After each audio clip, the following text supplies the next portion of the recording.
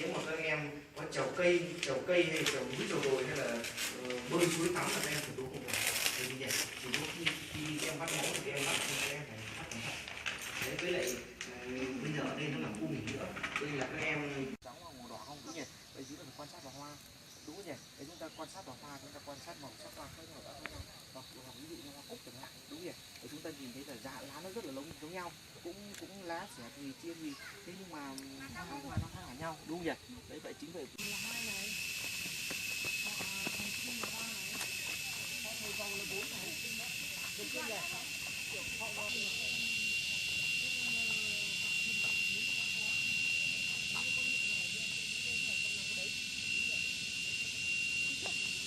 Bé mông nhau thế không đỡ mày đứng chỗ này này nó chụp luôn đó.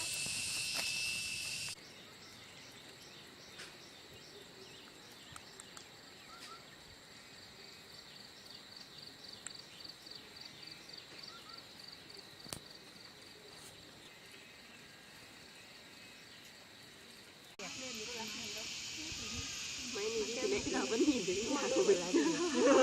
Thì lá này không phải. Cái này gọi là gì? Cái này gọi là lưỡi nhỏ nhỉ? Lưỡi nhỏ là cái phần lông Lông. quần này. Mù thóc. Nào tiếp tục đi ông ơi. Này, lăn xong rồi đến cái gì nữa? Anh em mời thật à? Sau đằng nào chả thống nhất với nhau. Cái cười là xinh. Nếu ơn biết là xấu đẹp, cái mũi cười là xinh. Tươi ấy.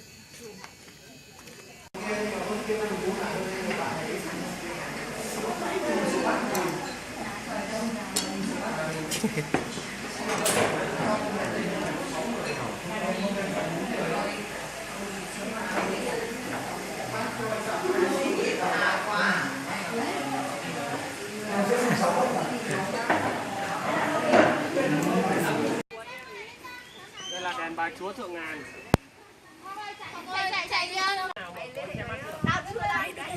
สบายดีเนาะเดี๋ยวนี้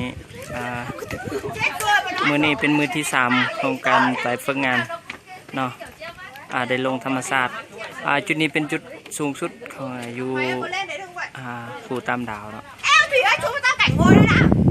มื้อนี้ก็พากันมา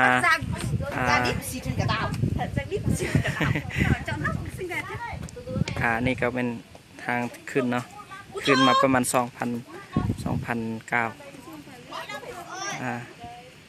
เดี๋ยวนี้เป็นทุกคนเนาะกำลังพักผ่อนว่าขึ้นมาเมื่อย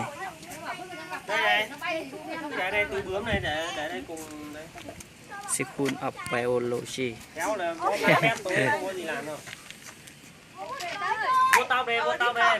này mọi người đâyทุกคนกำลังโซฟีเนาะ Tay bên này thì cầm vào cái dây của đạo diễn không biên kịch นี่เป็นจุดสูงสุดเนาะแต่เสียดายมื้อนี้บ่มีเมฆ chiều nay làm mẫu mà phải gọi là tao nữa mà làm mẫu xong rồi đi có mình có một ngày cuối là sao không đi đâu cả thử nhá จะสูงกว่าหน่วยพูทุกๆโคเนาะนี่ đây đứng cái này đi tay bên này túm vào cái dây đấy là lô xong rồi tay bên này thì vuốt tóc cái này ได้ภาษาเวียดว่าทับเชียนหิงเป็นภาพสัญลักษณ์ของยุคภูนี่เนาะภูตำดาวดีเดียว